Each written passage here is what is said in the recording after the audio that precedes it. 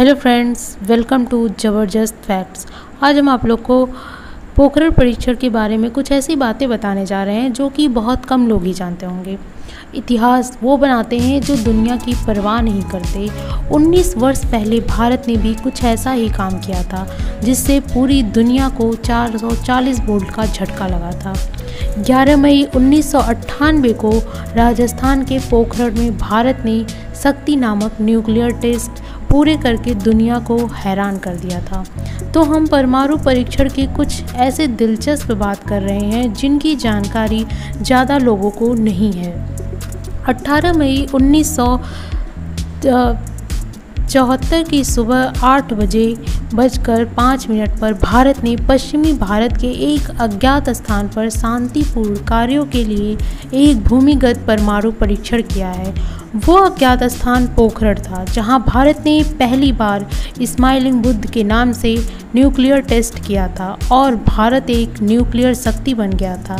लेकिन पोखरण फर्स्ट के 24 वर्ष के बाद भारत के प्रधानमंत्री अटल बिहारी वाजपेयी जी ने 11 मई 1998 को जैसे ही 3 न्यूक्लियर टेस्ट के सफल होने की घोषणा की तो पूरी दुनिया चौंक गई और वर्ष 1998 में परमाणु परीक्षण की जिम्मेदारी देश के पूर्व राष्ट्रपति और वैज्ञानिक डॉक्टर एपीजे अब्दुल कलाम के हाथ में थी।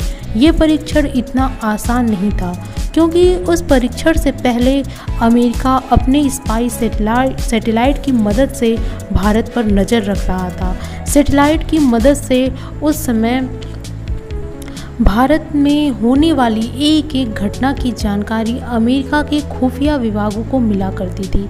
लेकिन भारत ने परमाणु की तैयारी इतनी गोपनीयता और कुशलता से की थी कि अमेरिका के सैटेलाइट भी उसे नहीं पकड़ पाए। वो इसलिए क्योंकि कुछ वैज्ञानिकों और गिने चुने लोगों को छोड़कर इस परीक्षण के बारे में किसी को कोई जानकारी नहीं थी। यहाँ तक कि सरकार के कई वरिष्ठ अधिकारियों और मंत्रियों को भी इसके बारे में पता नहीं था। बताया जाता है कि पोखरण के जिस फील्ड में ये परीक्षण किया जाता था उसमें दिन के समय में अलग अलग खेल आयोजित किए जाते थे। इन स्पोर्ट्स एक्टिविटीज़ में सेना के जवानों के अलावा वैज्ञानिक भी सैनिकों की वर्दी पहनकर हिस्सा लिया करते थे। अब आप सोच रहे होंगे कि वैज्ञानिक आखिर सैनिकों की वर्दी में क्यों हिस्सा लेते थे। वो इसलिए क्योंकि अमेरिका की सैटेलाइट हम उस पर नज़र रखती थी और कहीं उन्हें तनिक भी भनक ये ना लगे कि यहाँ पे वैज्ञानिक है तो यहाँ पे कोई ना कोई परीक्षण होगा। इसलिए यहाँ के उन्हीं वैज्ञानिकों को वर्दी पहनाकर भेजा जाता था जिनकी पर्सनालिटी थोड़ी ठीक ठाक थी। जिनकी पर्सनालिटी अच्छी नहीं थी उन्हें यहाँ पे नहीं लिया जाता था। जैसे ही भारतीय वैज्ञानिकों को जानकारी मिलती कि सैटेलाइट की नज़र उन पर नहीं है तो वे सतर्क हो जाते थे और खुदाई का काम और परीक्षण की तैयारी करने लगते थे। ऐसा भी कहा जाता है कि परीक्षण के लिए ज़रूरी सामान को आलू और प्याज के ट्रकों में भरकर वहां तक पहुंचाया जाता था। पोखरण के आसपास के गांव वालों की भी इसकी भनक नहीं लगी थी। परमाणु परीक्षण सफल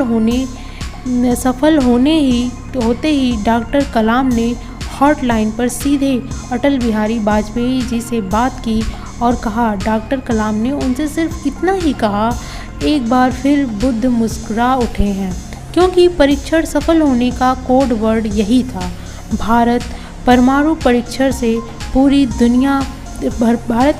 परीक्षण से पूरी दुनिया तिलमिला गई थी और हमारे ऊपर कई प्रकार के प्रतिबंध भी लगा दिए गए थे। लेकिन अटल बिहारी वाजपेयी ने दुनिया को बता दिया था कि भारत का मिजाज इतना सख्त हो सकता है कि अटल जी के इस फैसले ने भारत को दुनिया में एक परमाणु शक्ति के तौर पर स्थापित कर दिया था।